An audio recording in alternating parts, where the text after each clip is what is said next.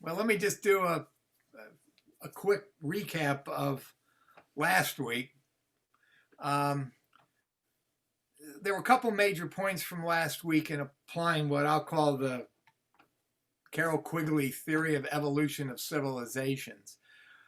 One is that we're in an age of conflict, and conflict is caused by deeper structural problems that arise from what he referred to as the institutionalization of social instruments. Social instruments are those social organizations, social in a very broad sense. They can be governmental or economic or religious, but those are organizations that we create to accomplish six basic goals, including economic, religious, intellectual, military, um, and I'm forgetting now some of the others, social and political. Uh, the what happens is the instruments are created in a certain environment, in a certain situation, and as the situation changes, the situation in which the instrument is operating in change, the instrument becomes less effective. In addition, people within the institution sometimes become self-interested and begin to operate the institution more in their own interest than to more effectively uh, produce the social results that it's supposed to produce. When that happens, you're under Quigley's theory, you're in an age of conflict. We went through the various attributes of ages of conflict, and I think it's fair to say we have just about every one of them uh, presently.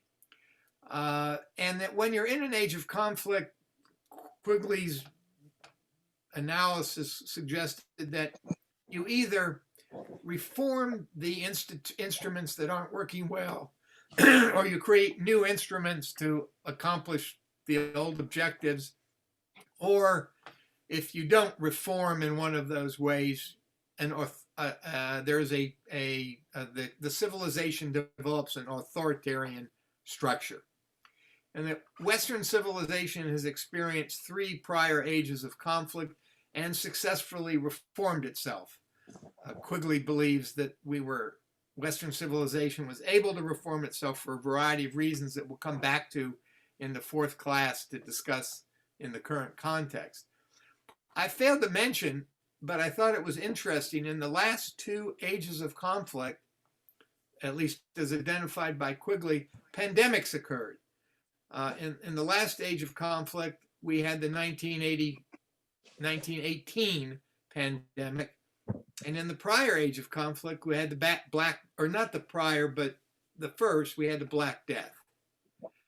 So pandemics occurring in an age of conflict are actually not unusual. And what they do is, of course, they increase the stress on the social instruments. I think you could see how this pandemic has increased the stress on a variety of our social instruments, including our healthcare system. Today, what I wanted to do was to examine several of our current instruments and discuss whether there's dysfunction in those instruments and whether there are political and social effects of that dysfunction. And to do that, I'm going to ask the question whether the events of the past week and the past 4 years can be traced to increasing dysfunction among certain instruments in our society. And to examine that question, I wanted to turn to basically Donald Trump, his supporters, and his opponents. And not for the purpose of necessarily being critical of Trump, that I'll leave for some other time, but to try to understand. But I think that the groups that are supporting him and the groups that are opposing him can highlight where the conflict lines are and where the instruments that are under stress are implicated. The first group, and the one I'm going to really focus on most of tonight, is his support among non-college educated whites, particularly those living outside of major metropolitan areas. I think their support of Trump implicates economic, social, and religious instruments. Economic in the sense that that group has suffered declining economic experiences over the last 30 or 40 years. They have suffered a variety of social, what I'll call, I think, discrimination or isolation. And the religions that they oftentimes seek support from are also under challenge by an increasingly secular society. I'm going to go more into those, particularly the economic, later. So I'll move to the next group, which I think are business conservatives who are seeking essentially the two major things: lower taxes and less regulation. And I think the fault line here is both an intellectual one and an economic one. The intellectual one is that beginning in the 1970s, and there's some great histories about this, in response to what they viewed as the extremism, and there was some considerable extremism from the left during that period, conservatives and the business community decided to create a host of social institutions to combat what they viewed as a dangerous ideology. They created think tanks. They endowed chairs at colleges. They created a network. They created publications. And one of the major themes was the advantages of a free market over what they viewed as a more socialistic market or a more regulated environment. And that free market theory, probably led by Milton Friedman, but advanced by many others, that free market theory became the dominant economic theory in our society. It probably still is, although it's being eroded. It was substantially eroded by the financial collapse in 07, 08, and 09, when a lot of free marketeers realized that markets can fail. But it is still a significant doctrine that is now under stress. The other is economic, and economic in this sense. I think that there is a certain level of seeking to preserve the status quo with respect to the operation of the economy. And I won't impugn anybody's motives for wanting to preserve the status quo. I'm prepared to assume that people that want to preserve the status quo believe they're doing that for good reasons, that the status quo operates well and better than some of the alternatives that are being offered. But I think there's also that question of economics. I believe, and take climate change, for example. I don't think there's any new development. I mean, as we talked about last week, our economy in the post-war era has been built on fossil fuels. Those fossil fuels are now destroying the climate change that are being created by the use of those fossil fuels. Threatens our well-being, threatens our planet. And yet there is a tremendous effort to slow down the change or preserve the status quo in response to that. And there are a host of groups that want to slow it down. Now, most interesting and optimistic to me is that a number of the oil companies have begun to talk, at least, about diversifying their energy portfolio outside of fossil fuels and developing other energy forms. We'll see if that works. And the Presbyterian Church has been very active in, I'll say, lobbying those companies and threatening to withdraw investments in those companies unless they change their what I'll call their energy portfolio. The third group, I think, that Trump has put together in a coalition are fundamentalist Christians seeking to slow or reverse social change, especially by restructuring the judiciary, which has been a controversial source of affecting social change. And I think these fault lines touch on religion,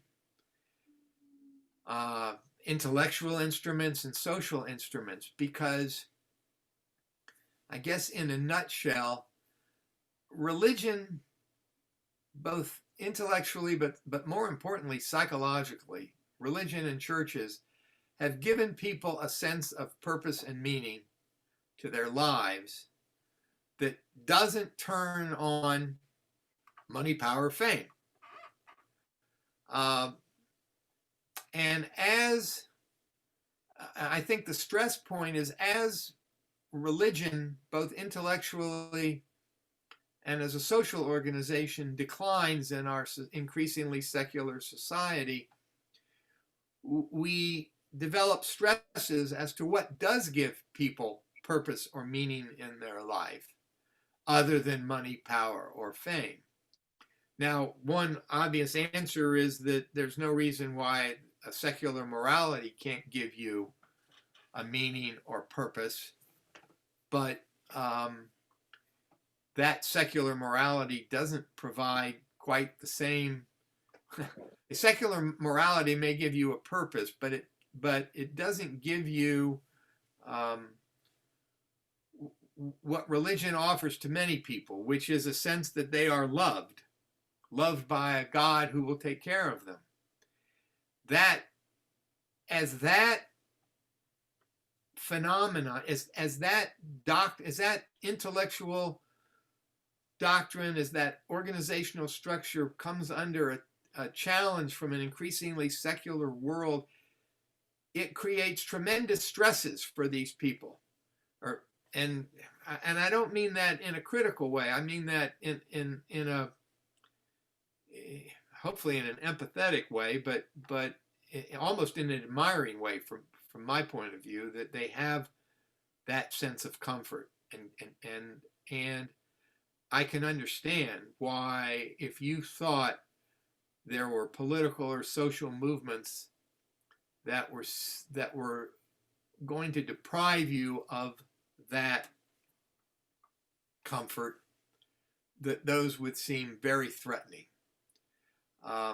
So those are, to me, the three groups that are in the Trump coalition, and they help to define the dividing lines of the conflicts we have, and I think also help to begin an inquiry as to whether there are instruments whose dysfunction is enhancing those conflicts and stresses. Let me turn to non-college educated whites, which is probably the most, I think in a sense, the most important. There was an article in the New York Times just this morning, an opinion piece by I think a professor, entitled "White Riot." And he made the argument that the Trump supporters, the explanation for what's happening in this group, in the support for Trump, cannot be explained entirely by racism. And I think that is true. I think there's more to it than that. But not only that, but I think that I mean, American society has such a history of racism that it's such a history of it and I'll say now what I call unconscious bias, which I would submit may be different than outright racism. That it's so much a part of our society, it's hard to discuss any phenomenon without it being impacted by unconscious bias, racism, and the legacy of our racial history. But in addition, I think that there is the economic stresses that are occurring in our society are actually causing racism to increase. I don't think it's a coincidence. There's a great book called The Moral Consequences of Growth by Benjamin Friedman, professor at Harvard, that was written back in the early 2000s, saying to liberals essentially that you think, and he's a liberal, you think that bad economic times tend to produce a liberal reaction in people, primarily because of what we experienced during the Great Depression. And he said, what the United States experienced in the Great Depression was an aberration. That typically in history, when economic stresses develop, as in an age of conflict, they tend to produce right-wing reactionary phenomenon or reactions, including racism, ethnic conflict, anti-immigrant movements, and such. And so he argued that we who seek to promote or reduce racism or anti-immigrant reactions need to pay attention to economic growth. And I use economic growth not in the physical sense. I use it in the sense of meeting our needs economically, physically, spiritually, intellectually, but also providing to people jobs or tasks or functions that give their lives meaning and make them feel like they're contributing and that they are valued or valuable. And I think that we can't attribute all of the reactions, even of what happened last week, although last week was certainly I hope a disproportionate element of white supremacists in that crowd. I hope the percentage of white supremacists in that crowd was not the percentage of white supremacists in our society, as if it is, we are really in bad shape. But there are other causes, and I think the other causes relate to the economic prospects for non-college educated whites and a pretty well established now declining class mobility, that people that are born into the bottom quintile in terms of income, family income, or the next quintile, or even the middle class, are less able to move up than at least in my parents' generation, and in many cases in prior generations. But certainly the mobility that occurred after World War II and after the Depression of people rising in a class structure that we like to think we don't have, but we do, has declined. And in fact, an interesting statistic that I'll come back to is that the middle classes, in terms of income growth over the period from 1979 until the present, on an after-tax and after-transfer basis, that means after you pay your taxes and when you include in someone's income government benefits that they receive, On an after-tax, after-transfer basis, the middle class, the 3/5 of the population in the middle, have had slower income growth than either the top quintile or the bottom quintile. And I'll show you the statistics on that. And I get those statistics from the Brookings Institute, which has been studying this problem of the middle class now pretty intently for 4 or 5 years. In fact, ever since Trump was elected, it caused a lot of academics to say, oh my God, what's happening? And so they started to examine this problem of the middle class. There's also been, for non-college educated whites, diminished social standing. They are largely excluded from the rising meritocracy. Their religion, as I mentioned before, is devalued by that meritocracy. There's also an increasing segregation in terms of neighborhoods. Ours, over the last 30 years, if you look at the zip codes in the United States, they are becoming increasingly segregated by income. There are fewer and fewer zip codes in which there's much of a mix in terms of income levels. The zip codes are becoming increasingly segregated by income levels. The other thing is, I don't remember if this is the name of the book, but there was a book that recently was published about what they called the deaths of despair.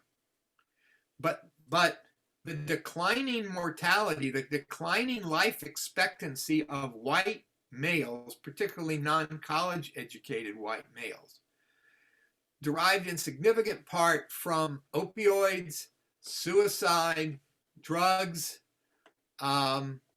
It's 7:30. Those are just some of the social consequences of the decreasing prospects of non-college educated whites, which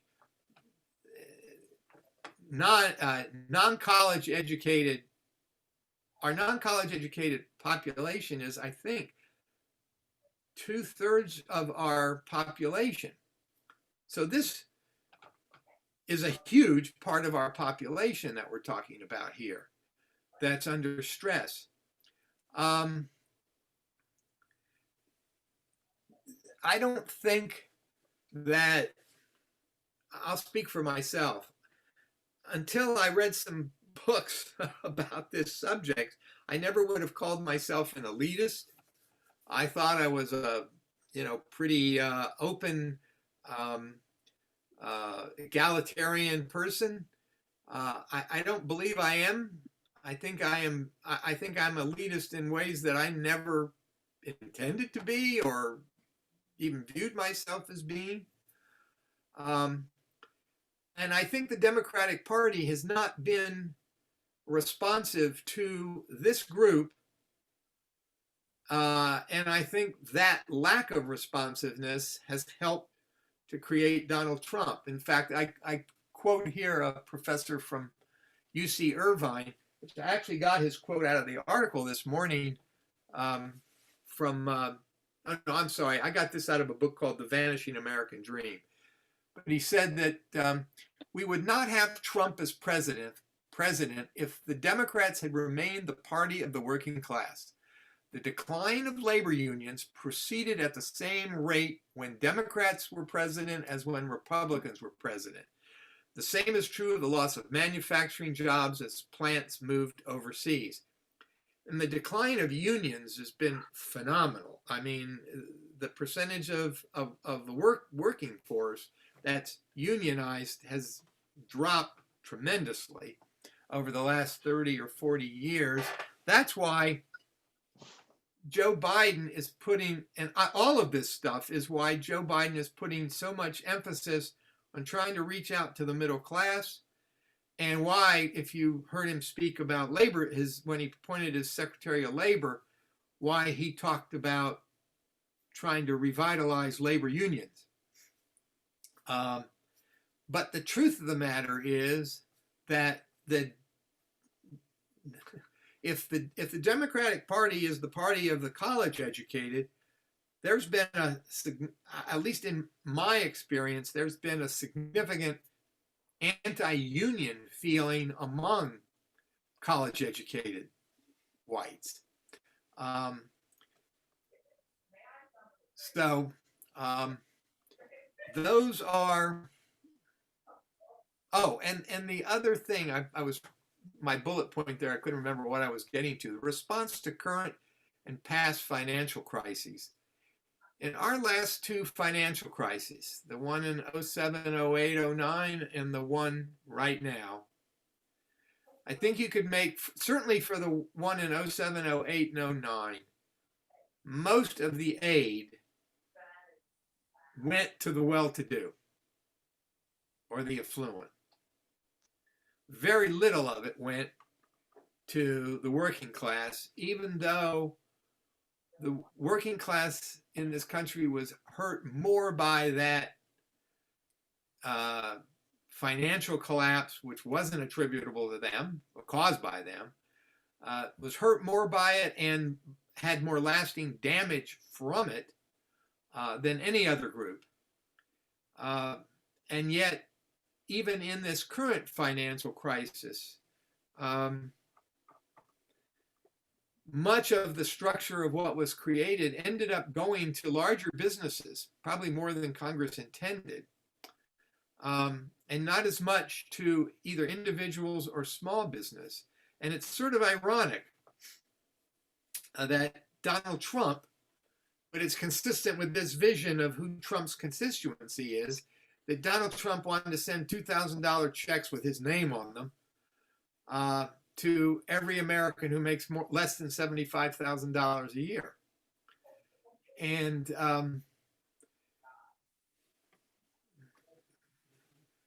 that Trump has been very undisciplined in his efforts to reach out to this very constituency, other than by appealing to its racist tendency to racism. Had he been more disciplined, he might have been reelected. And I just added this in. We touched on it last week, but I came across it in the article on White Riot. So I wanted to reiterate three things that, three things with respect to violence. One is, under Quigley's theory, he actually discusses this in his 1957 book, that in an age of conflict, when growth slows, people's expectations for themselves and even more importantly for their children decline. I was just reading today, it's interesting statistics over the fact, and this I found very interesting, among the Black community, for obvious reasons perhaps, more Blacks believe that their children will have a better life than they do, and these were polls taken about 3 or 4 years ago. More Blacks believe that their children will have a better life than they have, than non-college educated whites believe that their children will have a better life than they do. And in fact, overall, for our overall society, the number of children whose economic circumstances are better than the circumstances of their parents has declined from something like 80% in 1950 to, I think, about 45% in I think, presently. So when people start to believe, when this is happening, it creates a tremendous amount of stress, and in an age of conflict can provoke violence. The thing that I read this morning in the article on White Riot is something that I'd read before in Pinker's book about Our Better Angels, the decreasing violence in America. Most violence is morally motivated. And by that, I don't mean it's moral. I mean the people that commit violence commit it for what they believe are just reasons. They think they are correcting a wrong. And that is not only violence in a political sense, which was clearly happening. I was amazed at listening to those rioters in the Capitol building describing their own motivations, that they were absolutely certain that they were on the side of democracy and good and morality, that what they were doing was in their minds moral. That's not only true in terms of political violence, but in terms of criminal violence and just day-to-day violent crimes. Something like 75 or 80% of violent crimes are committed by people who think they are trying to correct or retaliate or revenge for a wrong done to them or a family member or a friend. And it just stuns me every time I read about how violence is associated with when people act violently, they think they are doing it for good or justifiable reasons or to correct a wrong. It's not something that I would have thought intuitively. Measures of inequality. These are numbers I pulled together for a class I did for the church. I think it was about 5-6 years ago. It was before Trump. I did classes on income inequality, and because I've thought for a long time that what we're experiencing now was coming, and that it was coming in part for these reasons. But there's been a historical U-shape in terms of how much the richest 1% earned of all national income. In 1915, it was 18% of all national income. It dropped from the 1930s to the 1970s to below 10%.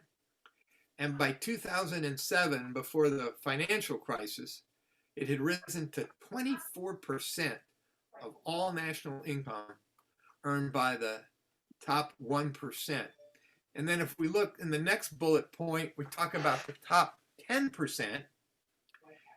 From the mid-20s to 1940, the top 10% earned 45% of the total income. During World War II, it declined to 33% and held there until the 70s. By 2006, the top 10% earned 50%, higher than any time in our history. During the economic expansion from 2002 to 2006, 75% of all income growth in the U.S. went to the top 1%. Jesus.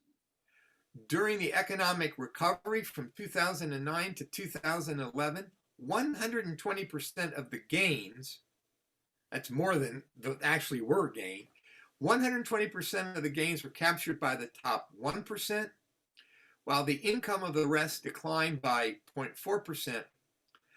37% of the gain went to the top 0.01%. 37% to the top 0.01%. And another, income polarization increases among the rich.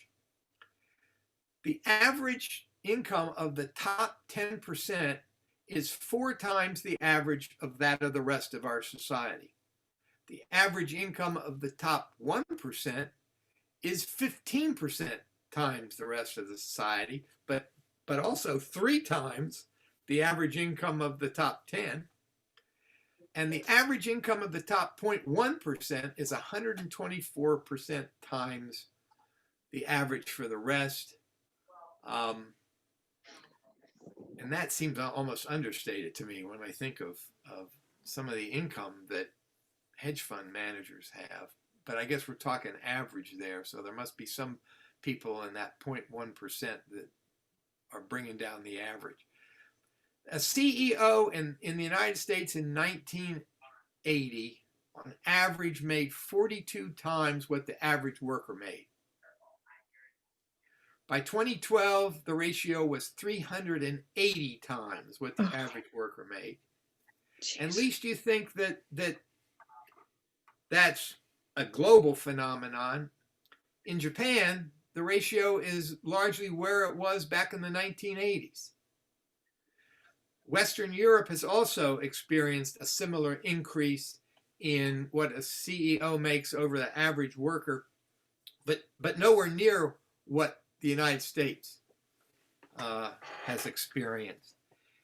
And I think it's fair to say that over the last 30 or 40 years, the productivity gains that we've experienced, those gains have largely gone to the wealthy, not to the middle class or working class. And then when you talk about wealth instead of income, the situation is even more unequal. 3 decades ago, the top 0.1% owned 9% of the household wealth. Today, the top 0.1% own 22% of household wealth, and the top 1% own 40% of it.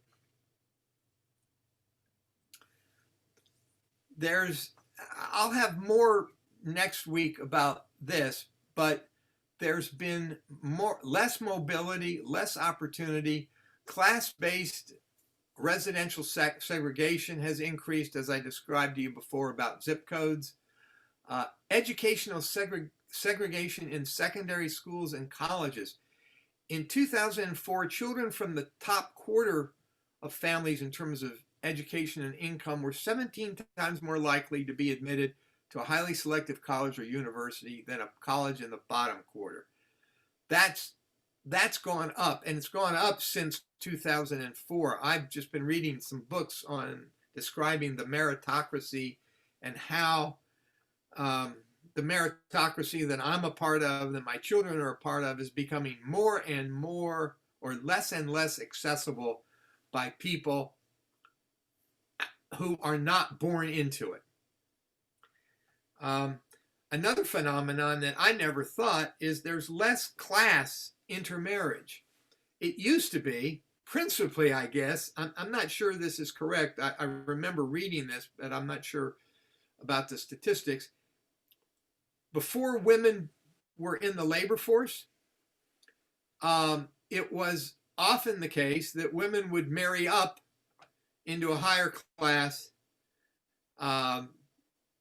sometimes because they were working in a position where they'd marry the boss or would otherwise just marry up.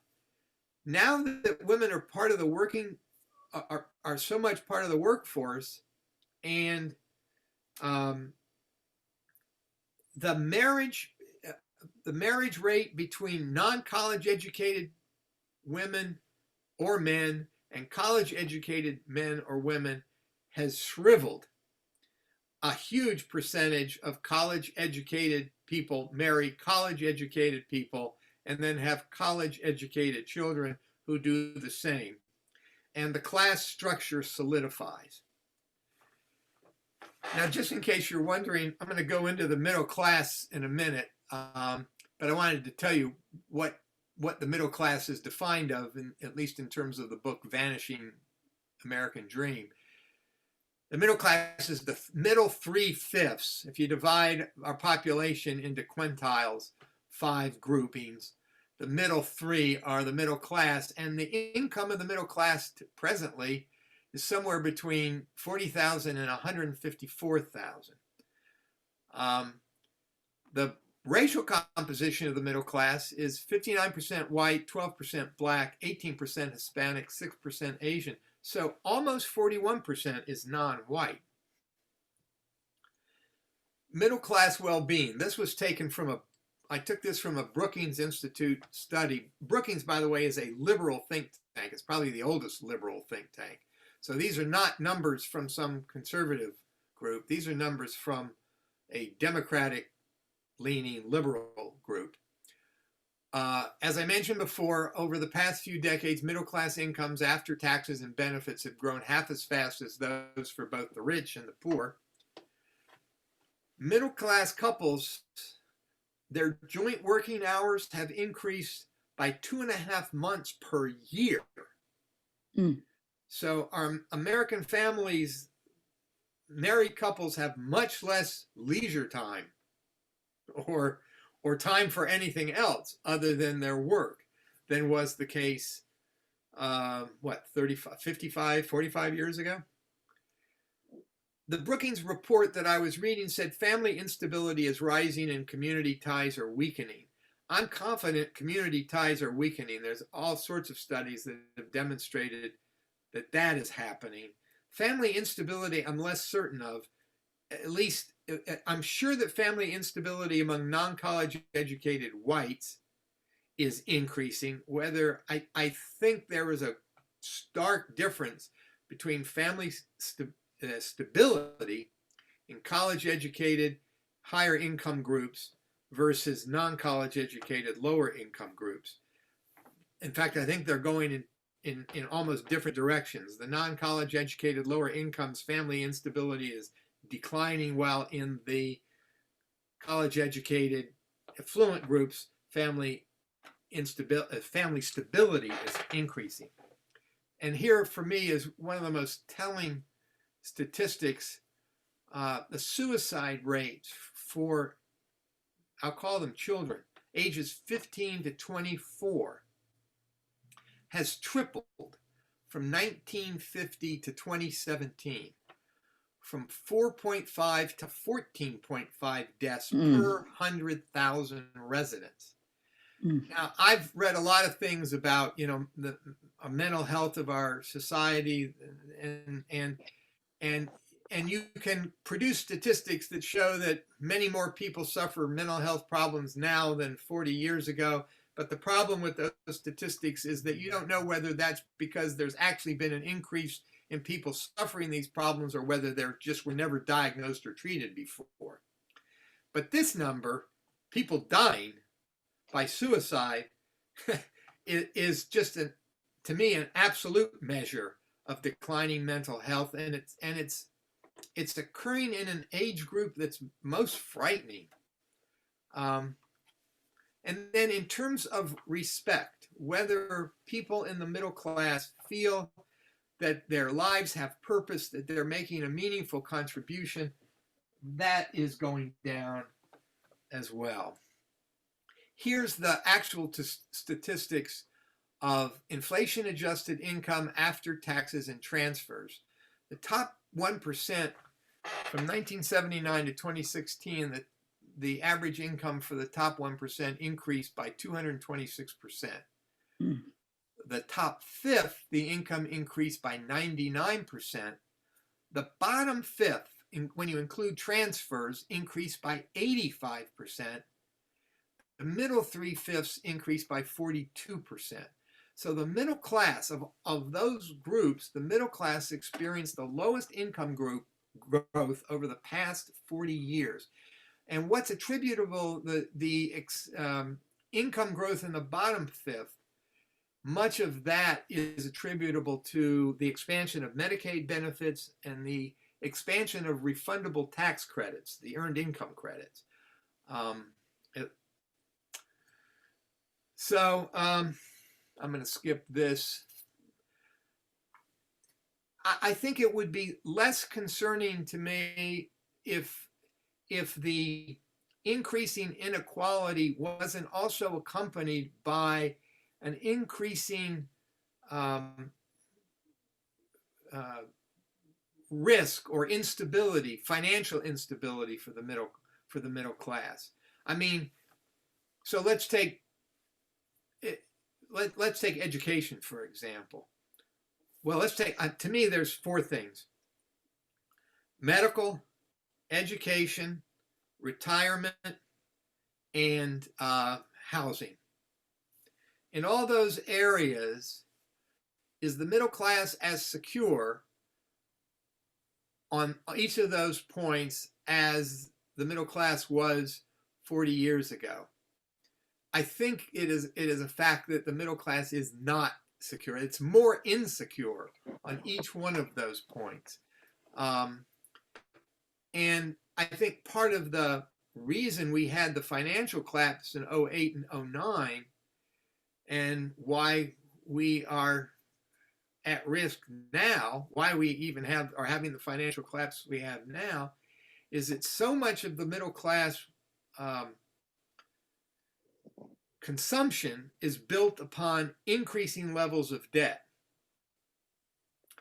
The other thing that is interesting is that 40% of Americans do not have $400 to deal with an unexpected emergency, such as a medical bill or car repairs. That level of, not only does 40% of Americans don't have really any savings to help them when times get rough, but volatility of income levels in the middle class and the bottom 4 quintiles actually are increasing. By volatility, I mean it's one thing if your income level, even in the middle, is steady over the years. You can pretty much rely upon having that income.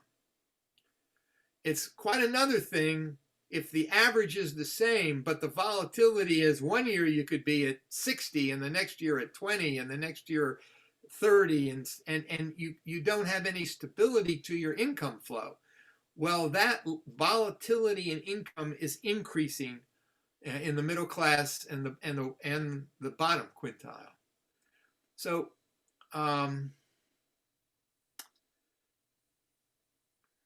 well, this is sort of a summary I took from a book called The Vanishing American Dream. Labor market outcomes have taken an extraordinary turn for the worse over the past 30 or 40 years.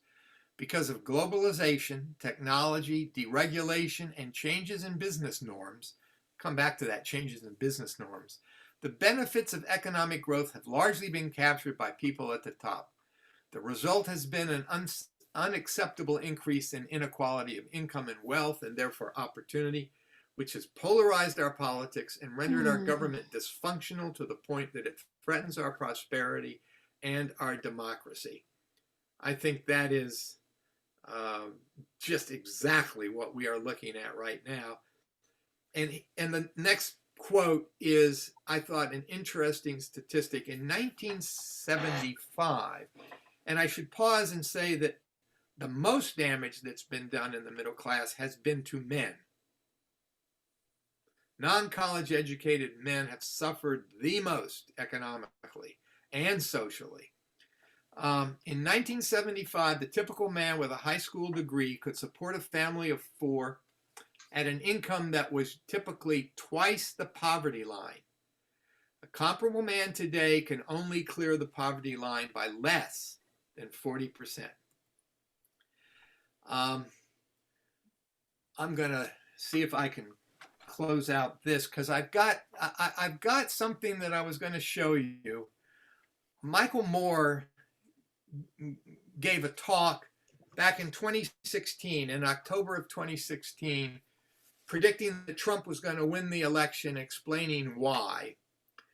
And that talk has been taken and superimposed over some video. The talk itself, as you might expect from Michael Moore, is profane. There's F words in it. And Moore is not a Trump supporter, so I'll look for some guidance as to whether you want to hear it or whether people that don't want to hear it want to drop off. But the reason I picked it up is because every time I've done something, I've tried to find a movie or something that conveys the emotion of the statistics that we're talking about. And for me, this speech does it. And he's not a Trump supporter, and I don't agree with everything he says in it. But if you think it's appropriate, or for anybody who wants to watch it, I'll play it. If you think I shouldn't play it, I'll back off. Play it. Play it? All right, let me see if I can. Now I got to stop.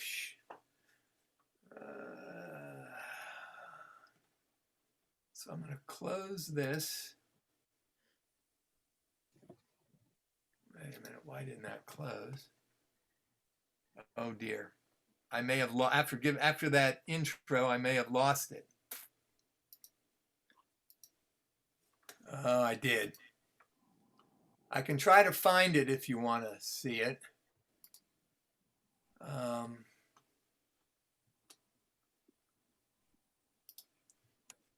Should we be able to find it if we Google it, David?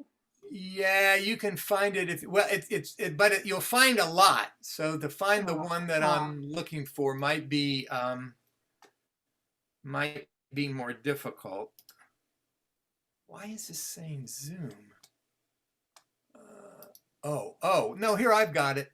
Okay. Dave, a question for you. How long is the video? It's 4 minutes. Okay.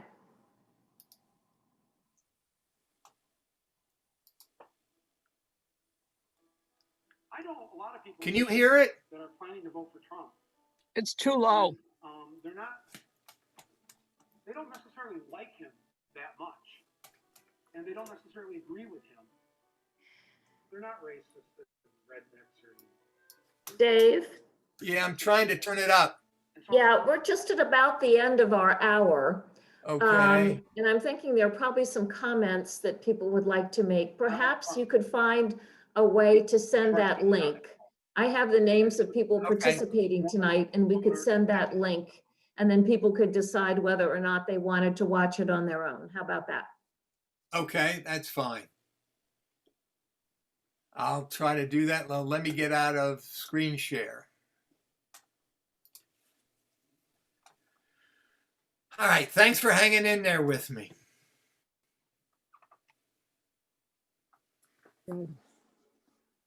Hey, Dave. Great job, Dave. Oh, thanks. 8 o'clock. Comments, questions? My dog's gonna take over. I gotta keep myself muted. It's My dog should have taken over.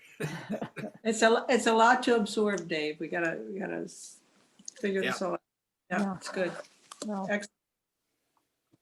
Dave, while you were talking, it reminded me of the movie that Robert Reich made in the early mid 2000s, maybe 2013, Inequality for All, Yeah. which talked about some of this and talked about the logical reasons why even the top percents would want the middle class to do better, because everybody would be better off, the rising tide thing.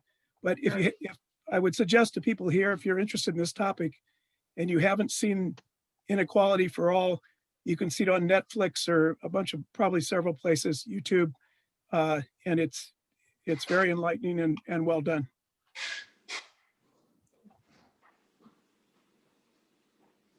Thank you, Dave, for pulling all this together. Yeah. I'm happy to do it. I think if we're, at least from my point of view, if we're going to overcome the problems we're looking at right now, we've got to understand them, or try to understand why they're happening, so that we can take action to try to mitigate it. I felt, when during the Black Lives Matter movement, and conservatives would say to me, "Oh, you're tolerating violence." I would say, I'm not tolerating violence. I'm just trying to understand what's causing it, so we can take steps to address it. Well, I feel the same way about this violence.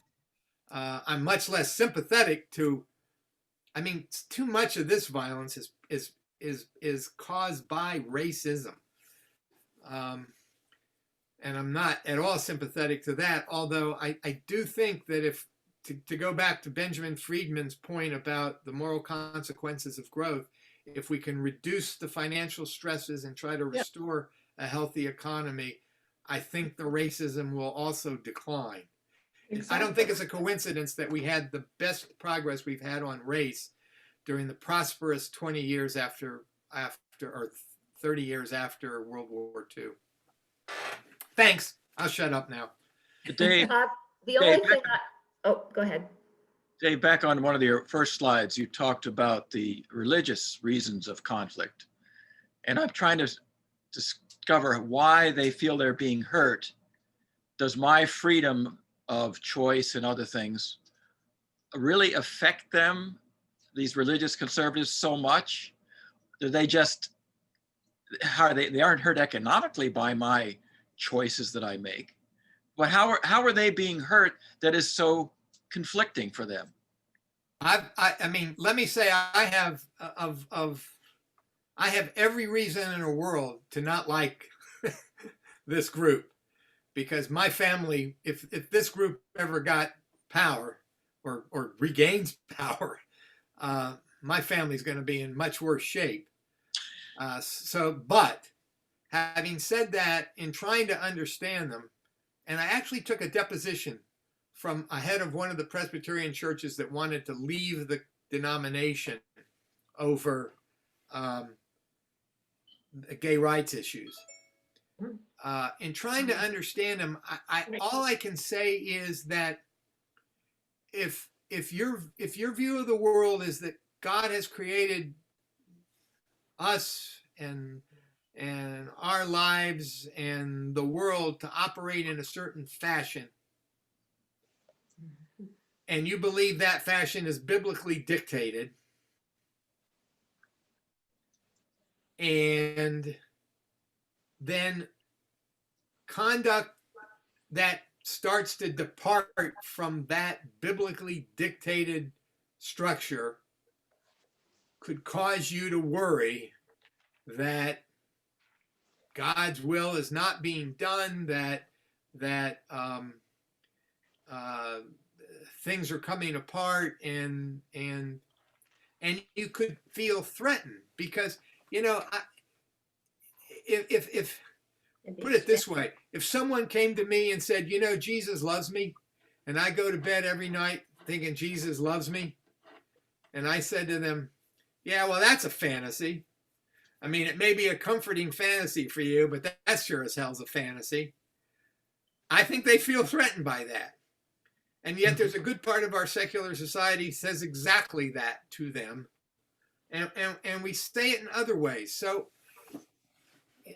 all I'm trying to get to is, the old adage, you can't understand someone until you walk in their shoes, is try to figure out what their shoes feel like.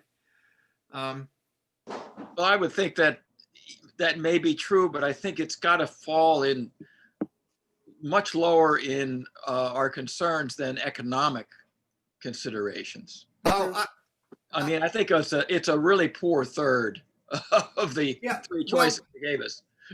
But I think the decline in religion has effects in other ways that are important. I mean, and this occurred to me. I have felt like our society over the past 30 or 40 years has become increasingly obsessed with money, power, and fame. And that the only way people measure their self-worth is money, power, and fame. I once had a CEO of a company that I was having dinner with say to me, what I don't understand is, this guy was making about $150 million a year, and he was worth $4 billion. And he was, by the way, never graduated from high school. He ran away from his family at age 13 and built a company into $1 billion empire. And he was a smart guy. But he said to me over dinner, I don't understand why these people that aren't stockholders of my company should give a damn about how much money I make. And I said to him, well, think about it for a minute, because if the things that we value are money, power, and fame, if the things that get the attention are money, power, and fame, well, 95% of the people are not going to ever have money, power, or fame. Right. if those are the things that measure your self-worth, then where do I get my self-worth from? Well, you might say family or community, but families and communities are under stresses too. So and when we looked at those suicide rates for children 15 to 24, why are these, what is going on that suicide rates are tripling? I mean, that is an age where you I think have, it's, both the media. greatest opportunities, but you're also under the greatest stresses of finding a sense of self-worth for yourself. So if the suicide rate in 15 to 24-year-olds over the last 40 years is tripling, I haven't studied this, but I'm wondering whether it's because we aren't giving these young people a sense of self-worth that doesn't tie into money, power, or fame. Anyway, that's... It seems to me that the income inequality that exists in the country has put a stranglehold on any meaningful potential of the middle class to be the middle class, of there to be mobility into the middle class, beyond the middle class. As long as you have that degree of income inequality, there's no opportunity for movement. No hope. And I'll go to your comment about labor unions. The decline in labor unions is in part due to the decline in manufacturing, is in part due to the movement of jobs overseas. And why was that done? So that the shareholders and the CEOs could make more money. So that has to be addressed somehow. I don't know whether it's by going back to a truly graduated income tax with investment into opportunities that create, education, job preparedness, mobility. And that's even leaving the race piece out of it. But this skewing of wealth and income means it's hardly a democratic system on any level. Yeah. Dave? Yeah. I think in your study so far, you've been mainly talking about people in the United States. Yes. I look at figures worldwide, and the happiest people in the world are in Scandinavia. And they vie for who's going to be number one each year, but it's always a country in the Scandinavian countries where the government controls everything. And you get a free education, a lifetime income, and people are really happy with that. I wonder if you'd find the same kinds of concerns in countries like that you're describing in the United States. In terms of the politics, I don't know enough to know. I do know that in some Scandinavian countries there have been increases in right-wing groups, but I don't really know how prevalent that is or what's the cause of it. But you're right, Dick. The Scandinavian, I once read something, and I can't remember, I won't be able to remember the statistics, but and I don't remember what the ratio was, but they were talking about some ratio in terms of the wealthiest versus the average person, how much more the wealthy had than the average person. Mm-hmm. My recollection is that at least in Western civilization, I think maybe in the whole world, the lowest ratio, in other words, the least inequality was in the Scandinavian countries. That's right. That's another big difference. Yeah. And one of the, they actually then surveyed Americans and said, what do you think would be the ideal, without telling them what the ratio was in Scandinavian countries, what do you think the ideal ratio should be? And Americans picked the number, turned out to be the Scandinavian number. And then they asked people, what do you think the ratio is in the United States? And people picked a number.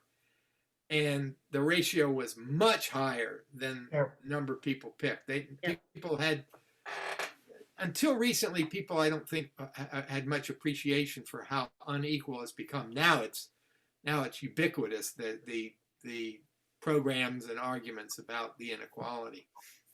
More difficult is coming up with solutions.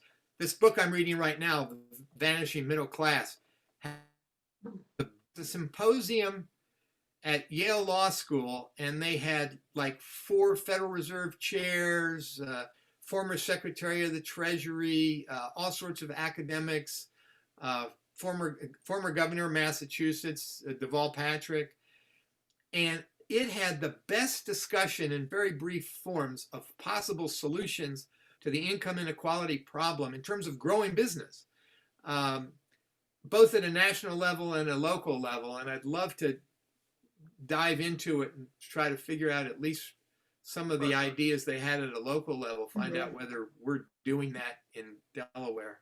Because I know there's a lot going on in Delaware in that regard. But Yeah, you are familiar with what's going on in Delaware, huh? Yeah. Just saying. I tried, but Yeah. Well, thank you all for being here. let me say, in my family, I'm the least aware of what's going on in Delaware. I believe that. I believe that. Yes, indeed, indeed. Well, thank you so Thank much, you. Dave. And we have 2 more classes in this series with many more intriguing perspectives and thought-provoking contemplation of where we are, where we need and want to be. The challenges that face us are enormous, but clearly they can be overcome. We just have to find the ways to work together to make that happen. So we begin by being educated. And so we're very appreciative, Dave, of your putting this together. Thank you so much. Well, thank you all for Thank you. attending. Thank you, Dave. Okay, Very good. thanks, Dave. Thanks. Thank you. Good night, all. Good Night. night. Right.